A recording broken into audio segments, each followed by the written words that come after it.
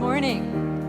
Good morning and welcome to the Ventura Center for Spiritual Living. I'm Reverend Bonnie Rose, and it's delightful to see you here on this hot and humid morning.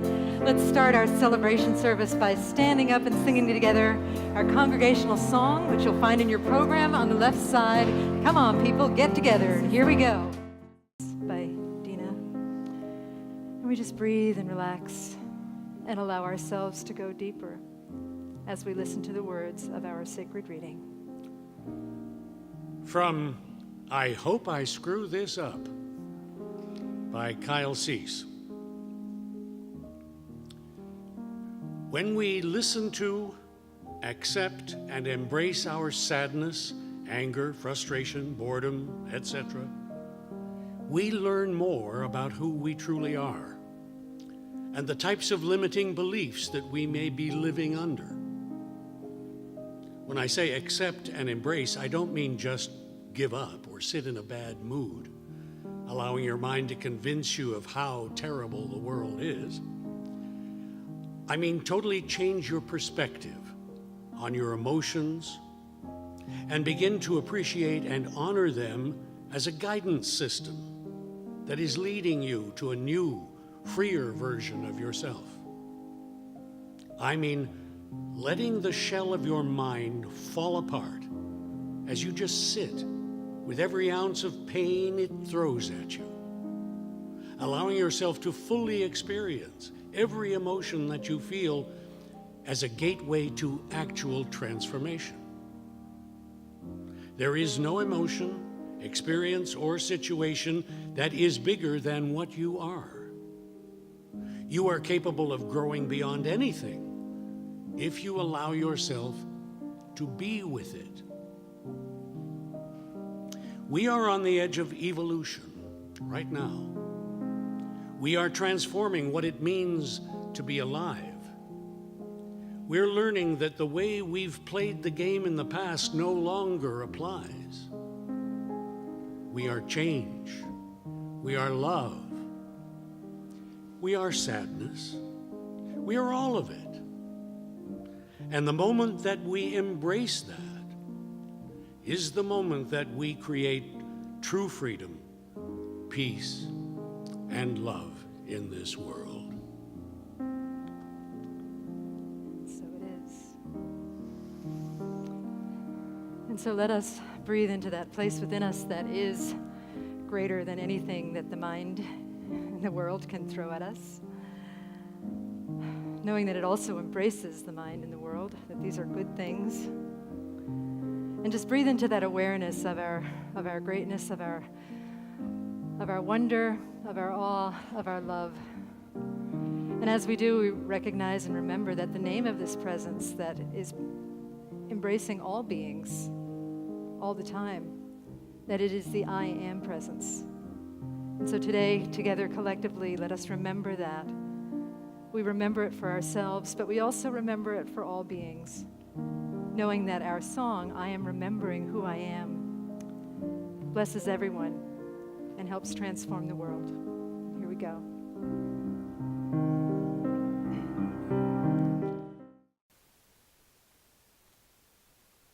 It is wonderful to remember together in our spiritual center, which is not only this physical place, but the center of our being. We remember for everyone as we breathe in deeply, and then exhale, opening our eyes in love with what is as it is, and so it is. It's always good to be home. Born in Port Hueneme, I'm a Navy brat, so this is home.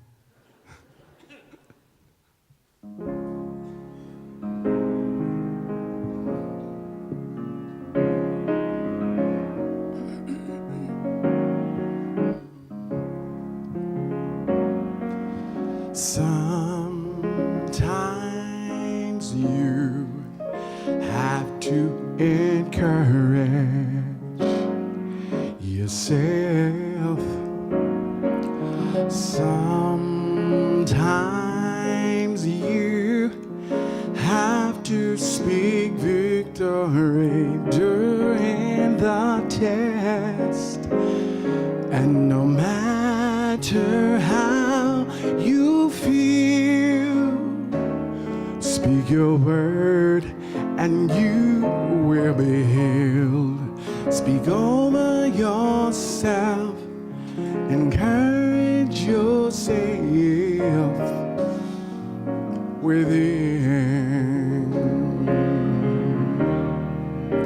Oh, sometimes you have to speak a word over yourself. Depression can be all around, but remember, spirit is a very present help.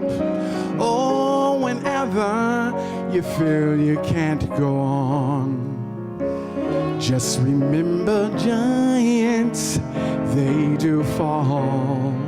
Speak over yourself and encourage yourself within. Oh, as I minister to you, will I minister to myself? Life can be so hard till you feel there's nothing left.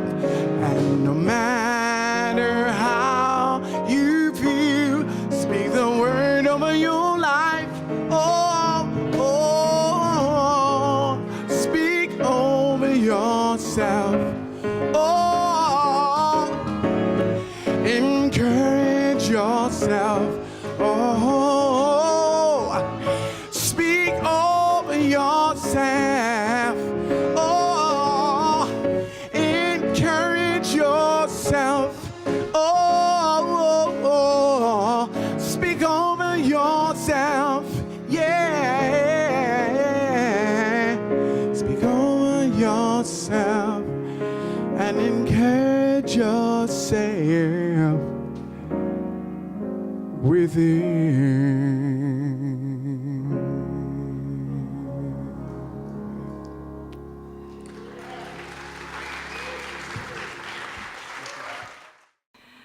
Oh, so it's great to see you all here this morning. My talk title this morning is, see if I can remember it without looking, don't tell me. Befriending Forbidden Feelings. Now, I shared this with some people that I was chatting with, and they said, so what, you're going to like talk about lust and whatnot? And I said, no, that would be feeling forbidden friends.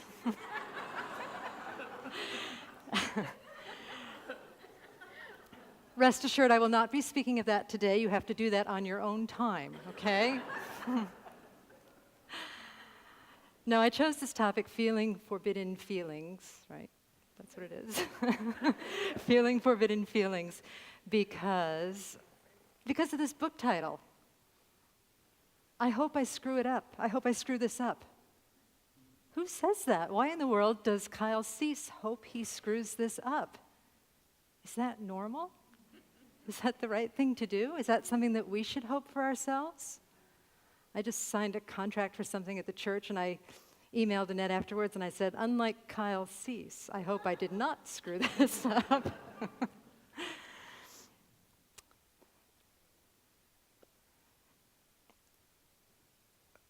We associate screw up actually is a crass way of saying failure. I hope I don't fail, that's what we usually say. But he's saying, I hope I fail, because the tagline of this book is how falling in love with your fears, particularly fear of failure, can change the world. What I know about the fear of failure is that it is omnipresent, and it also often keeps us playing small when we're afraid of failure. This quote from J.K. Rowling, who was a massive failure until she wrote a little series called Harry Potter. She wrote, "Some failure in life is inevitable.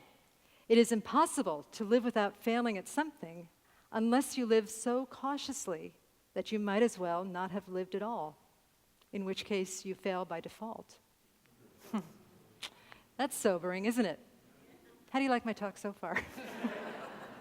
Have I failed? Yay! All right. So the purpose of this talk is to help us recognize the power of something that we normally tend to avoid. We tend to avoid this feeling of failure. We tend to pretend that it's not even happening. And we do that so that we can be free of it. If we're in touch with our forbidden feelings, if we're allowing them and befriending them and seeing them in a new light, that helps strip the power away from them. And that way we can show up whole and perfect and complete. And what that means is that we allow a bigger playground for the wholeness that is absolute reality, the wholeness that we call God. We allow a bigger playground for God to express through our life, because God is seeking expression by means of you. And God likes to come out and play when we let it, right? So that's what we're doing. I'm going to start by talking about failure, or fear of failure, rather, by kind of recognizing what that is. Years ago, my husband and I went to Sedona, Arizona several times to study this thing called the Sedona method, which is a method of releasing that which stands in the way of our experience and our allowance of the absolute reality to play through us. And in the Sedona method, they identify 5 wants. We want control, approval, security, separation, which means we want to stand out and be special, or oneness, which means that we want to kind of glom on to something at the expense of our authenticity, okay? The 3 big ones that we see most, the last 2 that I said are fairly subtle, but the 3 big ones, I think, are approval, control, and security. Those are often our basic wants for survival, and how that fits into this idea of fear of failure is that we fear that if we don't get that thing that we think is going to give us control or approval or security, it feels like we're going to die if we don't get it. So really it's all about fear of death, and if we want to be really glum, it's fear of dying alone. Again, how do you like my talk so far? Kyle Cease writes a lot about this in this book. He talks about this thing of the fear of death, failure leads to death. He says, our minds are constantly putting us in survival mode all day so they can protect us from what they think will be death. And unfortunately, our minds think almost everything is death. Our minds think that starting something new is death. They think being judged by another person is death. They think losing a friend is death. If you're wrong about something, that's death. If you're not number one, if you get made fun of, if you don't make enough money, you'll die. Your mind even thinks throwing out an old shirt is death. So instead of keeping that shirt that's been hanging in your closet for 5 years without ever being used in case you need to go to a Bon Jovi concert again.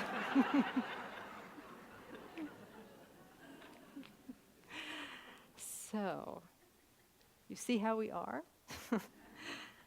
And what I've observed with this is that the mind is so tricky. And again, we're not making the mind bad. It's just, it shouldn't be running the show. It should be joined with the heart to run the show, right?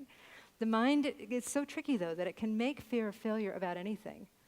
I was chatting with a friend recently, and she was talking about this illness that she's struggling with and how guilty she feels. And she feels like a failure because she has an illness.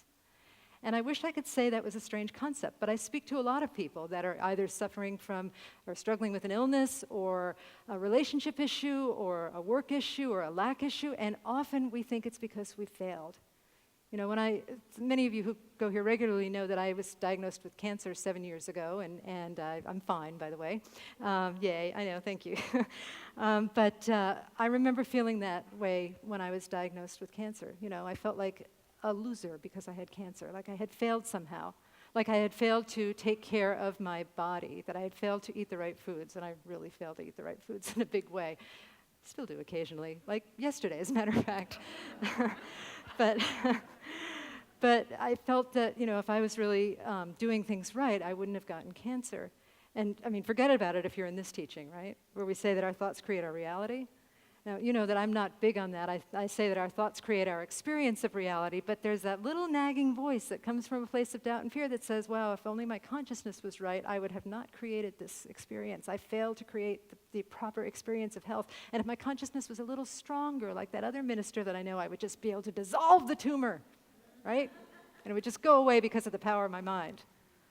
Well, that didn't happen, and it was perfect the way that things unfolded. And even if the outcome had not been that I'm standing here healthy 7 years later, it still would have been perfect. But the point is that we can find anything and make it about fear of failure. Again, think about where you're seeking control, where you're seeking approval, where you're seeking control, approval, security, thank you. And think about how it feels to feel like you could fail at getting one of those things, and it doesn't feel good. The other thing that our minds do is that we make stuff up. It may feel bad as it is, but we make it even worse by the stories that we tell about it. You know? One of my fears of failure is, of course, failing as a minister. This must be up for me because I brought it up just a couple of weeks ago, but I imagine saying, like, the most horrible thing from the pulpit ever. I don't know what that would be. Please, any suggestions? No. We'll just say it. Yeah. But just saying something so bad that the congregation decides they hate me, and I do the walk of shame up the hall, and you all are singing the theme from Branded, right? You know that song? Branded. Everybody's scoring with the one who ran. What do you know when you're branded? And you know you're, okay, you guys don't know that very well. Okay, you can Google it. And Chuck Connors looks a little bit like Brock Travis. So that's even scarier.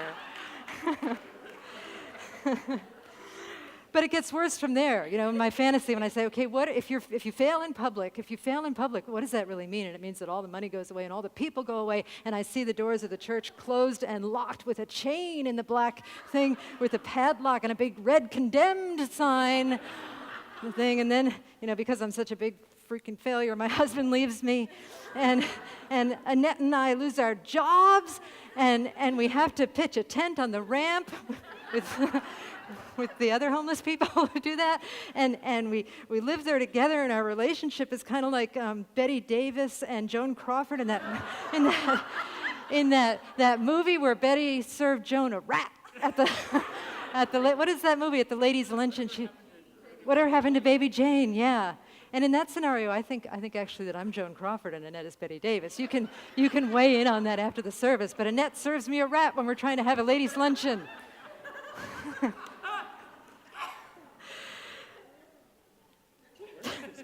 Where is this going? I'm just showing you how dark the mind can get. My husband Hugh inquires, where is this going? What I'm telling you, what? It's good to be prepared, yeah. Yeah, we try and prepare for everything, and that's why we're doing that. We're hoping for security and we're hoping for control, right? I'm trying to avoid getting served that rat by Annette, right? What it is, though, is that, the spiritual practice in this was that I was feeling the feeling, I was befriending the feeling of feeling like the potential of failure, right? Because actually the church is doing pretty well, if you're, but any little thing, I'm like, well, it's been a good run, I guess, They're singing the Branded song now. It's going to be our opening hymn next Sunday. But you start feeling that feeling of failure, and you ask yourself to get really specific about it. And you ask yourself to go in a wild fantasy about what it can mean, and you see how ludicrous the mind really is. If you really let your mind go, it's doing all of that stuff, and it's doing it unconsciously, and you're bringing it up so that it can be examined and healed and befriended. If you're in religious science, people might say to me, if I said something like that, don't put that out there. Don't put that out there. Don't put that out there that you're going to fail, or that they're singing the Branded song, or that Annette's going to serve you a rat. Do not put that out there, because it's going to happen. No. What you do not transform, you transmit. And so what we're doing is we're bringing up into the light that which is going on in our minds anyway, that which is creating neural grooves in our brain, subconsciously, unconsciously. And we're bringing it up to be exposed and loved and embraced back into health, back into wholeness. Having a different relationship with our unconscious fears that Hugh spoke about in the reading, that Kyle Cease speaks about in the book, just a different relationship. We don't deny them anymore. We look at them. We recognize them. We don't have to. We accept them in terms that we learn to fall in love with them. But we don't have to say this is the end. We say this is the beginning, right? This is opportunity. And then things get really exciting. One of the things I've been meditating on in terms of this this concept of failing, because I saw Kyle Cease a while ago, and I started getting into this when I saw him in, I don't remember when it was, but it was a while ago. But thinking about the idea of, I hope I screw this up, and befriending failure. I've been thinking about our friend Nipun Mehta, who some of you know and some of you don't know. So for those of you who don't know Nipun, he's I would call him a holy man, and he lives a very paradoxical, crazy life where he gives everything away and doesn't have an income, but he still manages to live, and he generally comes and speaks at our center once a year or so. Hoping he comes this year. I'm going to knock on wood. That's a little superstitious, isn't it? Yeah. So anyway, this came from his work, and it's very Nipun, because he really is like the king of paradox, and I guess I'm kind of the queen of paradox too, or a paradork, as I like to say. So I love paradox. But one of the things that they talk about in his work is this thing called the failure club. The failure club. You form a club where it's actually your intention to fail and be supported. I'm going to read you what it says about the Failure Club in their literature. It says, Failure Club is an experiment with an intention for its members to learn to play with fears associated with failure while pursuing their labor of love projects.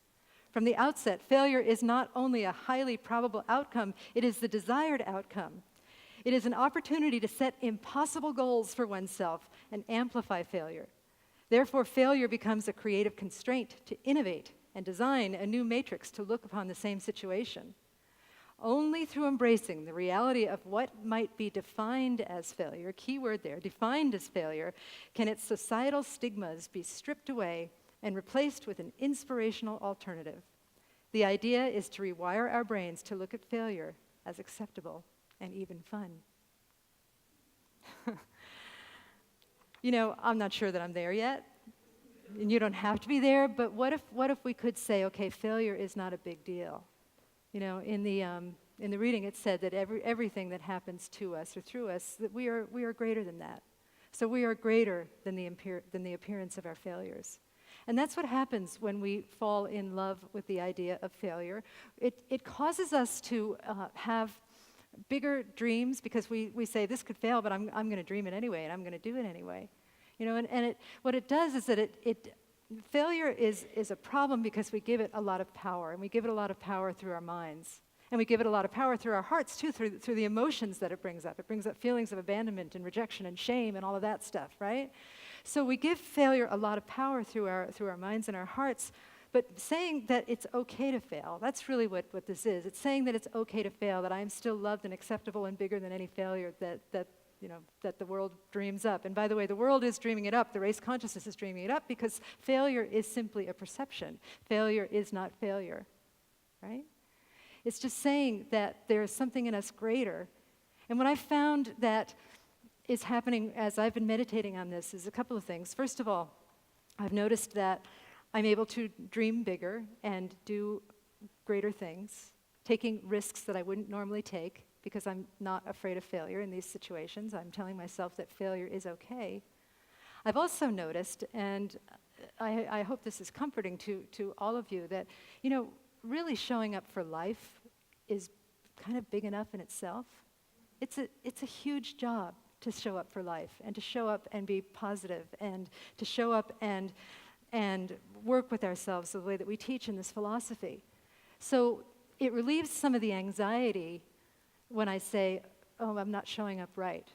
I'm not showing up the way that I should show up, right? I'm not showing up properly. I'm not showing up like a good religious scientist, you know. I'm not doing what I'm supposed to be doing. I'm a good daughter, good wife, good mother of dogs, you know, whatever it is that you're showing up as. It relieves some of that anxiety when you say it's okay to fail, because failure is not failure.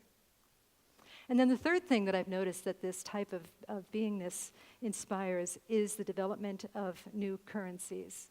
They call it development of new capital in the Failure Club, but it's capital currencies. It's our way of exchange, and often the currency of failure is that, you know, the energy of failure either shames us or causes us to feel despair, or causes us to feel like a loser, or causes us to feel less than.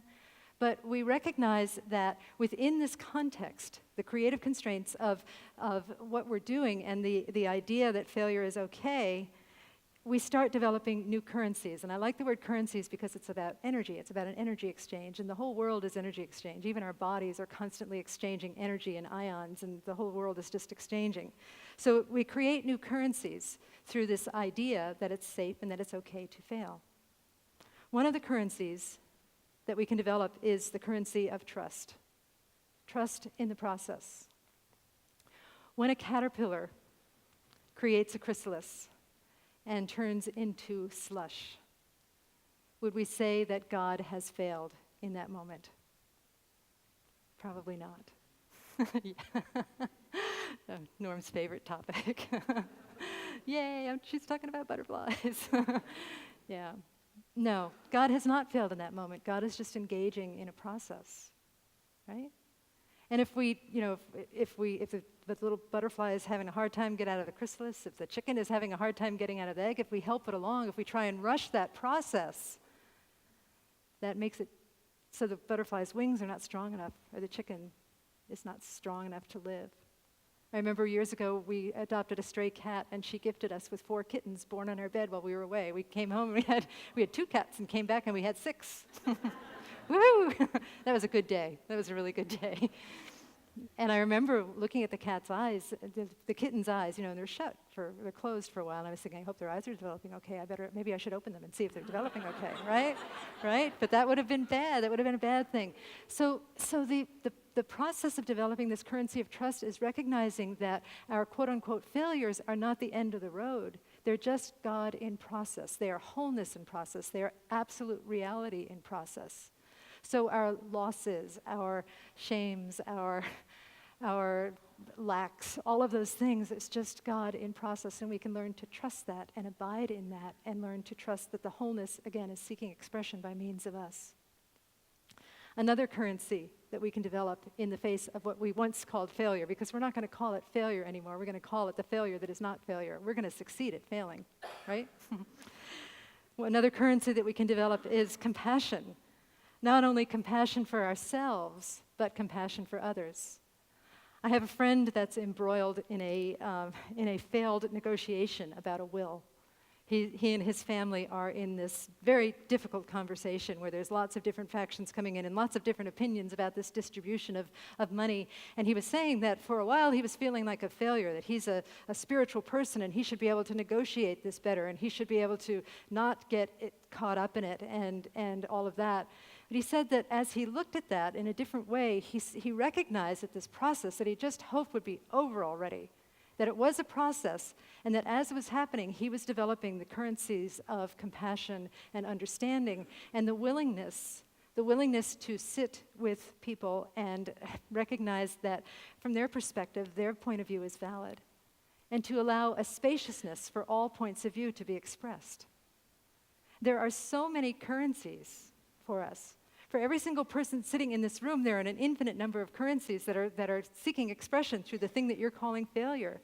So our job is to receive those currencies and circulate those currencies, whatever it is, whether it's resilience, whether it's worthiness, whether it's forgiveness, whether it's joy, whether it's peace, whether it's love, whether it's any of those things. Those are currencies that are seeking to express in what we are going through now. And remember that butterfly. If your life is turning to slush or mush, you are just in process. And love the process, and let that be a beautiful thing. So that's the moral of the story today. You'll probably, the only thing people will remember is the rat, but it's okay. Oh, I like the slush. You like the slush? Okay. The rat and the slush, okay. It's so funny at the back of the church, often I feel like I've, preached the wisdom of the ages, and people will come to me and say, I love that part about the rat, So it's so funny. It's great. But, we respond to stories, so that's why I tell so many. But anyway, the moral of the story is what I just said, and it's also to look at ourselves, to really be kind enough, to take the time to recognize what's going on in our bodies, to recognize when feelings are coming up, to recognize when addictive patterns are coming up, right? Anybody here have an addictive pattern? You don't need to raise your hands, but just when addictive patterns are coming up, whether it's, television, sex, eating, alcohol, drugs, Candy Crush. Does anybody here play Candy Crush? Oh, just save yourselves. Save yourselves. Don't start if you haven't started. It is so addictive. It's a horrible, horrible, evil game. It is Satan. Any of those things have to contain the possibility to be us avoiding what's going on, what's happening, what we're trying to suppress. Allow that to come up. See it, love it, allow it to tell its story. You can even allow it to tell an exaggerated story, because then you'll start to realize how ludicrous it is. What happens when we tell those exaggerated stories is that part of us is saying, I shouldn't even say this, I shouldn't think about it. But it's freeing as we say them. And as we say them, we say, some of this stuff could happen. Some of this stuff probably is not going to happen, but some of this stuff could happen. But when it does, I will have the resources provided to me to be able to cope with it, right? The resources will be available because God is present in everything. So we tell those stories, and then we allow ourselves to create and cultivate this new relationship with the potential for failure or with actual failure. We strip it of its power by recognizing that failure is not failure. Failure is process. Failure is perfect in its own non-dual, paradoxical, absolute reality kind of way. In God, there is no failure because God is everything. And in God, as I said, failure is not failure. So I'm going to close with a story. And this is a story that I read in a book by Alan Cohen, I believe. And it's a story about a young boy, let's say he was 10, and we'll call him Jimmy, right? And Jimmy's father thought it was time for Jimmy to start learning how to play softball. So he got him a bat, and he got him a ball. And Jimmy was so happy, he ran out in the backyard, and he threw the ball up, and he swung at it, and he missed. And then he threw the ball up again, and he swung at it, and he missed. Threw it up, swung at it, missed. And this went on and on and on for at least 50 times. And Jimmy's father was watching all of this through the kitchen window and saying, oh, this poor kid, he must feel so dejected. Oh, that's horrible.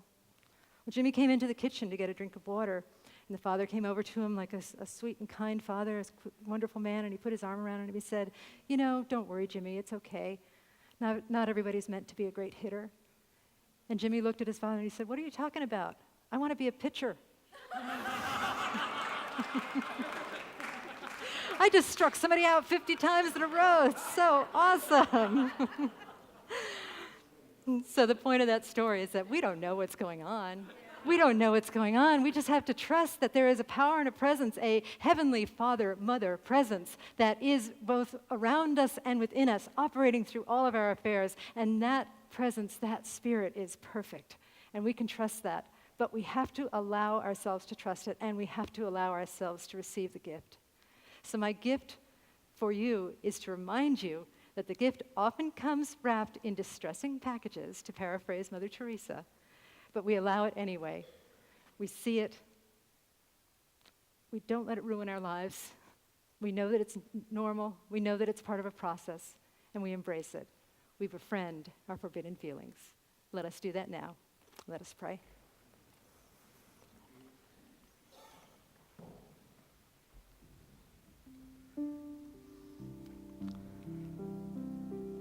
And so I turn within and just allow this beautiful spiritual divine energy that is always with us, but that is brought to our attention in this sacred time together, brought to our attention through our intention to be here in sacred community and sacred service, knowing that our presence in this space matters and makes a difference not only to us as individuals, but to every single person in this room, and that the energy created and generated here that we scatter into the world like droplets of light, that this energy blesses the entire world as we bring this message and this love and this fellowship home into our personal lives, into our jobs, into our families, into all of our relationships, into everything. And so I know that we are connected with this one life that is spirit, that is God, And I know that our work here together, our spiritual, joyous work here together has been good and very good. That lives are changed and uplifted, that perceptions that are old and stale, had not even been brought to the light, are coming to the light to be exposed and healed. That the light of truth is shined upon them, that the light of love is shined upon them, and that we see and know and trust that there is something greater than our smallness, something greater than our pettiness, something greater than our fear, something greater than our shame that is always working through us. We trust that greatness. We feel it. We feel it in our bodies. We feel it in our hearts. We feel it in our minds. And we know it, and we name it good. So I am just so very, very grateful for this transformation that has occurred here this morning. I'm so grateful for this message and for this light of love that is moving through us always, and so grateful for the healing that we bring to our personal lives and to the world, the wholeness that we already are. I give thanks for the spiritual teaching and all of the wisdom that it offers us. I give thanks for this beautiful spiritual center and all that it offers us and the world. I bless all paths to God, simply all of them. Churches, temples, mosques, synagogues, ashrams. I bless all paths to God, fundamentalists, atheists, no path to God. I just bless everyone, for everyone is a blessing. Everyone is part of the perfection, part of the divine plan for the unfurling of wholeness here on the planet Earth. So I'm just grateful, and with that spirit of divine gratitude, I say, thank you, Spirit, thank you, God, and I release these words into the divine mystery, and together we say, and so it is.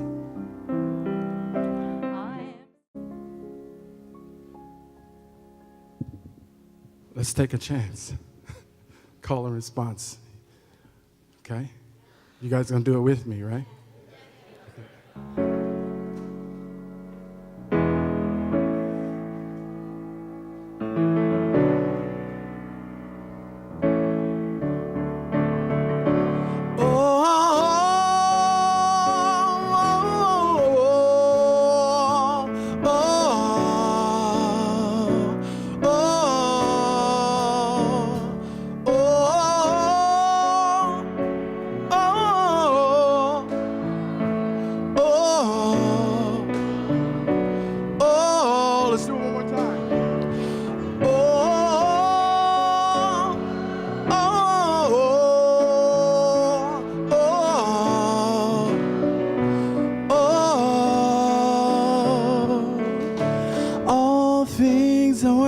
For my good, it's intentional,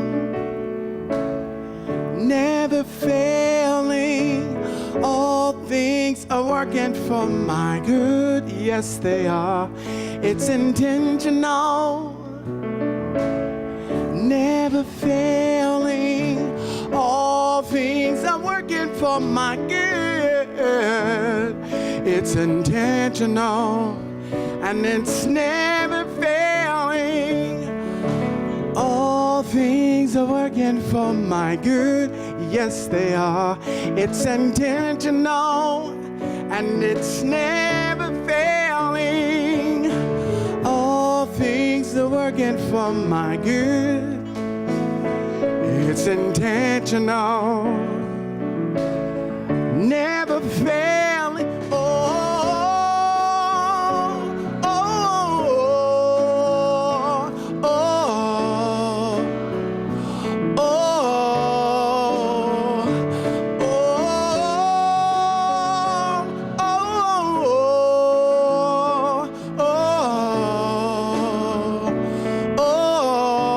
My favorite part. Oh, I don't have to worry, 'cause it's working for me. It's working for me. I believe it's working for me, yeah. Oh, I don't have to worry, 'cause it's working for me. It's working for me, yeah. I believe it's working for me. Sing it to your neighbor. Sing it, sing it. I don't have to worry, 'cause it's working for me. It's working for me. Come on, sing it like you mean it. Come on, isn't it true? Yeah, sing it again. I don't have to worry, 'cause it's working for me. Let me hear you. I love it. You guys are good. It's working for me. Oh, yeah. I don't have to worry, 'cause it's working for me. pursuing your dreams, working for me. Taking a chance, it's working for me. Oh, embrace the slush. I don't have to worry, cause it's working for me. It's working for me. Embrace the rat. It's working for me. Oh, yeah. I don't have to worry, cause it's working for me. I believe it's working for me. I believe it's working for you. Yeah. Oh, I don't have to worry, cause it's working for me. It's working for me. I believe it's working for me. Let's do the ohs. Oh.